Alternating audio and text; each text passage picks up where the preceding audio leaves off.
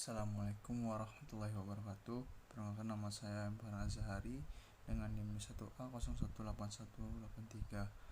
Baiklah, di sini saya akan menerangkan sedikit mengenai tindakan konservasi erosi. Sebelum itu kita bahas sedikit mengenai kemiringan lahan.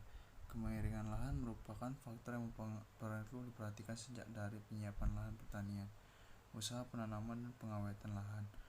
Menurut Harizaza tahun 1991, tingkat kemiringan lahan yang berbeda akan memberikan dampak terhadap laju aliran permukaan dan erosi yang berbeda pula.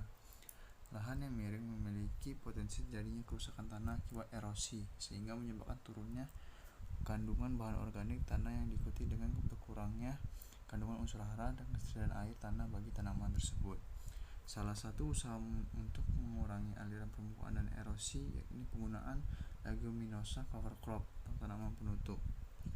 Tanaman penutup tanah memegang peran penting dalam mempengaruhi aliran permukaan dan erosi yang terjadi. Tanaman penutup tanah dapat melindungi tanah dari proses penghancuran agregat oleh hujan dan menurunkan aliran permukaan. Penggunaan leguminosa cover crop merupakan salah satu cara yang tepat untuk memperbaiki atau menjaga kesuburan tanah dengan menekan gulma yang ada, mengurangi laju erosi, meningkatkan ketersediaan bahan organik dan nitrogen dalam tanah. Salah satu tanaman penutup tanah yang dapat digunakan adalah Mucuna bracteata. Tanaman ini dikenal dengan sebagai LCC MB.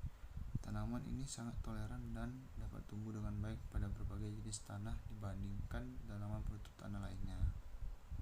Menurut Hairo dan kawan-kawan, pada tahun 2000 tanaman LCC dapat memberikan masukan bahan organik sebanyak 2-3 ton per hektar pada umur 3 bulan dan 3-6 ton per hektar sampai umur 6 bulan. Menurut Syagian tahun 2003, Mucuna bracteata mampu memproduksi biomasa yang tinggi dan mengandung nitrogen lebih tinggi dari tanaman penutup tanah lainnya. Hasil penelitian Sembiring tahun 2015 mendapatkan bahwa peningkatan dosis mulsa organik Mucuna bracteata menghasilkan peningkatan volume akar, berat kering akar, dan root occupy pada tanaman kelapa sawit menghasilkan. Adapun 5 fakta yang harus kita ketahui tentang Mucuna bracteata, tanaman kacal asal India yang sedang menjadi primadona perkebunan sawit Indonesia. Pertama adalah laju pertumbuhan yang cepat. Mucuna bracteata memiliki kemampuan untuk bertumbuh dan beradaptasi dengan cepat dalam waktu 4 minggu setelah tanam. Kedua, tidak disukai ternak. Bau khas dari senyawa fenolik yang ada pada tanaman Mucuna bracteata membuat ternak tidak menyukai tanaman ini. Hal ini tentunya menjadi hal yang menguntungkan bagi petani perkebunan sawit di mana risiko kerusakan tanaman sawit akibat gangguan hewan ternak seperti sapi ataupun hewan lainnya seperti babi hutan akan semakin berkurang. Ketiga, tahan terhadap naungan. Kemampuan untuk bertumbuh dalam intensitas cahaya yang sedikit menjadi keunggulan dari Mucuna bracteata ini.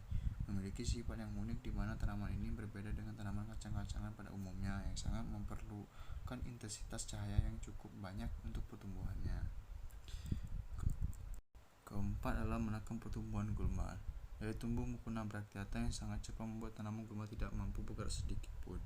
Terakhir, dapat diperbanyak secara vegetatif. Seperti diketahui, harga dari benih Mucuna bracteata tergolong mahal dikarenakan harus mengimpor benih terlebih dahulu. Sekian dan terima kasih. Assalamualaikum warahmatullahi wabarakatuh.